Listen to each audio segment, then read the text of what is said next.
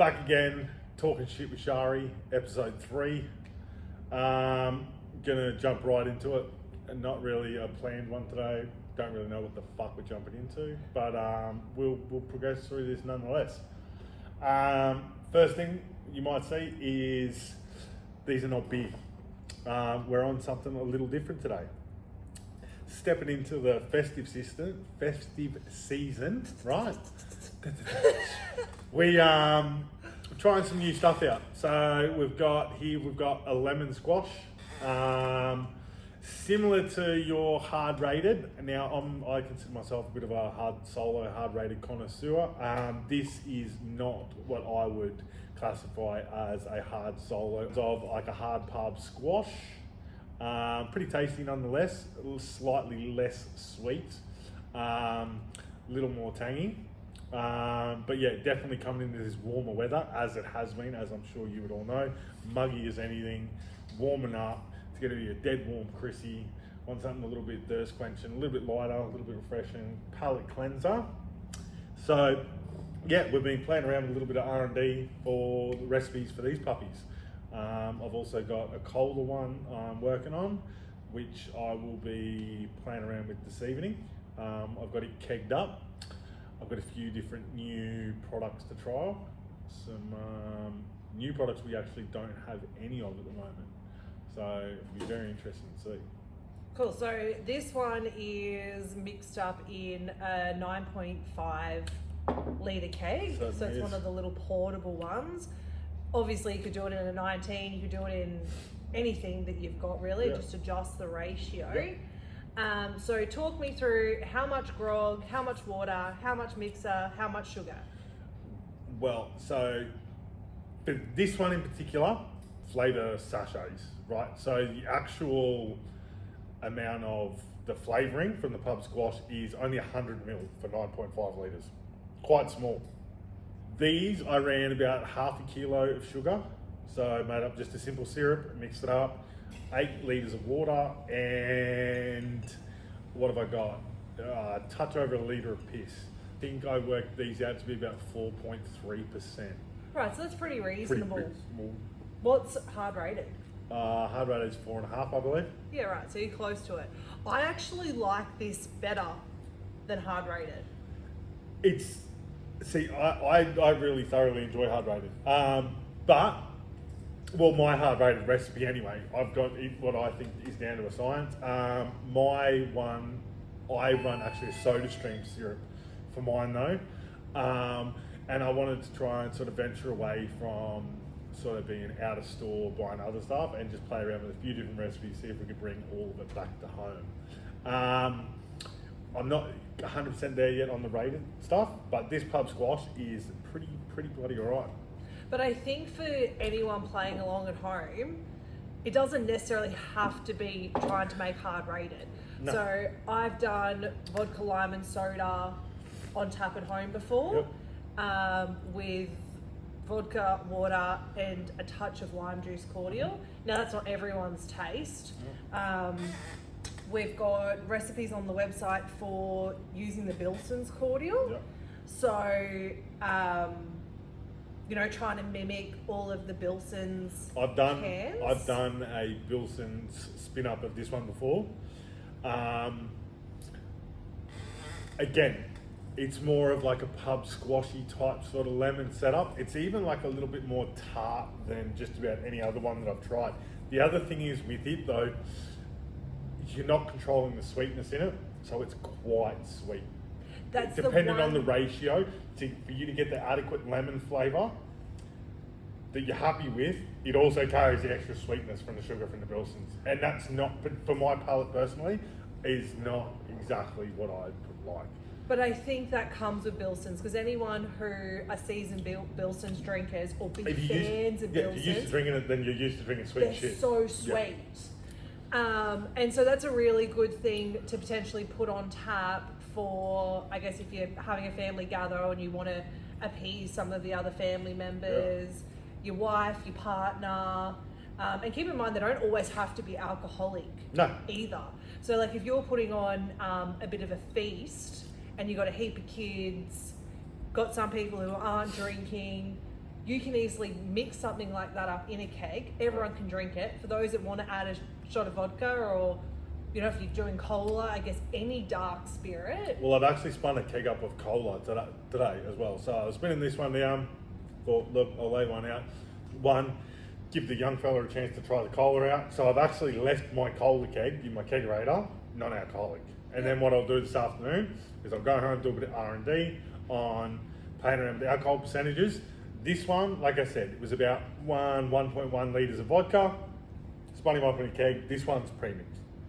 The post-mix, I'll essentially do the other keg as a post-mix. That way I can try it, like I said, non-alcoholic, single nip, a weaker style, and doubles. And then, so for those who want to try and replicate this at home, how are you carbonating the keg? Are you pre-carbonating the water, or are you mixing it in, you force carbing it? So, me personally, I am a glutton for force carbing. I love it. I've got mine down to a sweet science now. A majority of the beers and stuff that I do, I will force carb initially. That way they're done, ready to go, so I know I don't have to worry about oversaturation, because I'm not leaving them to saturate in the Do you kegerator. just want to quickly run through that process? Because obviously sitting it on 20 psi for 3 days, or sitting it on 30 psi, 48 hours, 40 psi, 24 hours. It gets very... still all force carbing. Yeah, essentially, but the thing is, if you're laying it over, I call that like saturation carbing, right? So if you were to leave it and you're not aggravating the liquid, you're not passing the gas through the liquid, you're purely relying on the, pardon me, carbon dioxide atoms to saturate with inside the liquid. Where force carbing is essentially the process of hooking up your gas to said keg or vessel, whatever it is, inverting it so that the carbonation is passing through the liquid, whether it be beer, whether it be mineral water, whether it be something like this, a post mix. And so me personally, for this one, right, today, I did 40 psi, 5 minutes. And are you sitting there shaking the Yes. keg while it's inverted? So what I do is I hook the gas post up, crank it up to 40 pounds, flip the keg on its head, right? Obviously you want to have the gas post facing up so you don't have to worry about knocking it. Sit there and just slowly sort of cavitate the liquid inside it. So you've done your 5 minutes of force carbing. Yep. It goes in the fridge. Now, are you waiting for your liquid to be cold? Because obviously CO2 saturates better in cold liquid than warm liquid. It certainly does. Today I did not. Right. The But good reason practice, really. absolutely good practice. But the thing is, when you've done as many kegs as I have, right? Seasoned professional. Just like you dusted it off. No, but you're dead right. There is a different saturation rate for cold liquid as there is for ambient liquid. Because I've done so many off of at ambient temperatures, I set my parameters for that fluid being at an ambient temperature. So it would be, you're correct, it would change if it was cold liquid. But the thing is, I have a different rate for cold kegs too. I also have a different rate for beer, I have a different rate for water. All of my stuff's in a little booklet somewhere. I've got all my stuff jotted down. So we might even look at putting a blog post up on the website with that information, so people can go back and refer. And it is also a personal preference too. A lot of people like different carbonation rates, especially when it comes to post-mix stuff. Your standard saturation rates is normally 30 psi, 48 hours. I have my personal force carb rates, which I'm happy to divulge with anyone if they're inquiring. It might even be like a little snippet video we do at a later date, just running over. But so then there are a lot of variables, like you said, time, temperature, pressures. A lot goes into it.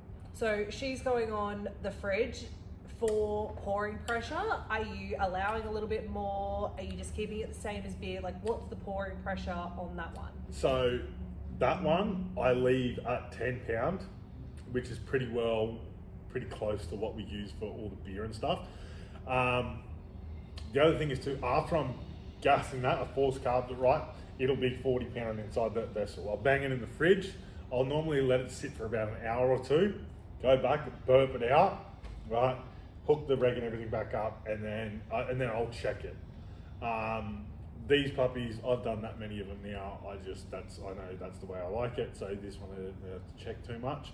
But the other thing is too, I like mine quite carbonated, so I don't really have to worry about having that extra little bit of pouring pressure for my brews, because the amount of carbonation inside the vessel is adequate to carry that, especially with the 9.5s.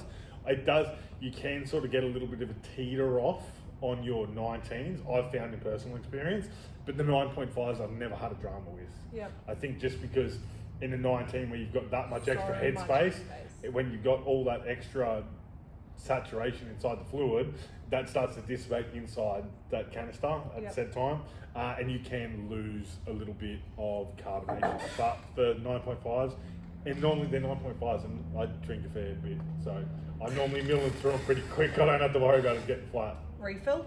Absolutely. All right, so refilled, I guess change of topic.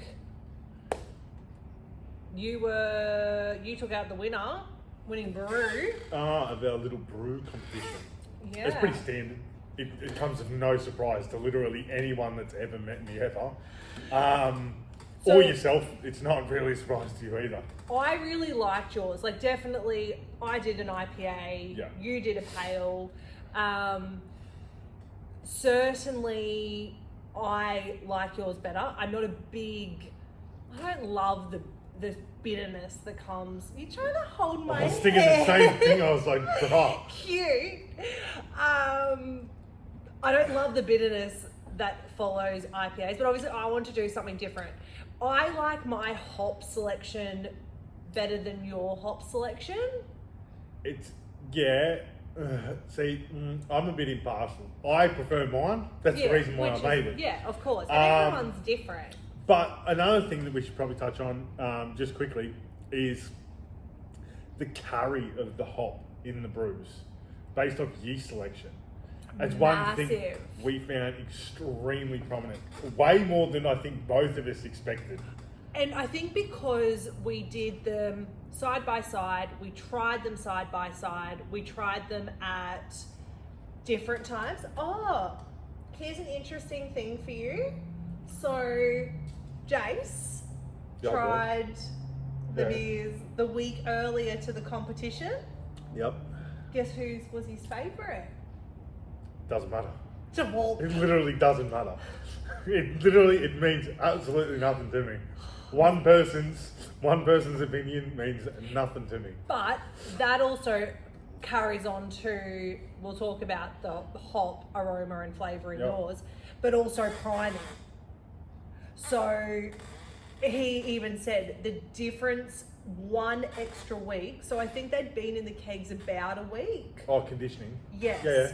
So the difference that he then noticed in yours. Mine changed almost exponentially. My beer was I tasted it a couple of days after kegging it. I tasted it a week after, and I tasted it before our little event. So my beer was like a little caterpillar that jumped into a cocoon and turned into a goddamn butterfly. Because I didn't initially like mine a great deal. And so it wasn't just the flavour, so it was very hazy. Yeah. So like the colour even, like the differences that we saw your beer take over 2 weeks really was phenomenal. But then back onto the hop and aroma, because we both dry hopped with 75 grams. Yeah. So obviously yours had a substantial more amount of malt and alcohol than what mine did. Yep. But I guess the first time we poured them, they were about a week in the kegs, and the smell of yours shat all over mine. Yep. Like you would not have expected. That'd be the same amount of hops at all. No. Yeah. Right? Like the aroma. Now that did die off. Yeah. As the next week went on. So that's using Mangrove Jack's hop head yeast. Yeah, so the M66. I utilise that yeast often. That's my style of brew. Hazies, Neepers, West Coast, big hoppy, big strong beers. That's my beers. And if you're going to, they're all the same price, they're all the same amount of yeast. Yep. And this is where yeast selection is so critical. Absolutely. Yeah. When you're picking, and especially if you want something that's super hoppy, super aromatic, you don't want to lose that because you've used a standard ale yeast. And you utilise the West Coast, which is the M44. Now, if you read the description on the M44, it's a more neutral sort of style of yeast, but it is to enhance hop flavours, right? You've utilised it before in other brews, other recipes, right? It's a good yeast, great yeast. I think it's a good yeast, yeah. But the difference when you lay two beers next to each other, same brewing conditions, right? Same conditioning times, same amount of dry hops, to have the difference in which that we had just goes to show the importance of yeast selection. I don't think people quite realise how big of a difference yeast makes. And I certainly knew from, I guess, the area of, the overall characteristics of the beer. So like your crispness or whatever in lagers. I guess when you're doing wheeze or wheat beers, those banana clove flavors. Yeah, those sort of esters come off and the cleanness of an ale, but to have so much hop difference. And the thing is, 75 grams of hops, when you're talking about actual home brews, it's a fair bit of coin. It is, yeah. So if you could potentially achieve on 50 grams of hops the same outcome of what you would do at 75 or 100 grams. Honestly, with the point of comparison, as you're saying, right? Yeah, you make an extremely good point that I'd not really thought about too much, is price point. Like you said, if you were to lay our two beers over and you would ask even a seasoned brewer, right, if any point of difference in dry hop additions, what do you think it would be? And I guarantee you it wouldn't even be close. No. So if you can utilise the same amount of money that you're spending on any other style of yeast, buy a different yeast that helps emphasise the amount of hops that you are using, it's extremely beneficial and extremely cost effective. So I think we might wrap that up there. What do you reckon? Anything else of importance to say? Nothing I say is really important, but here we are. Really? No, I think that'll be it for today. So yeah, here we go. Thanks guys.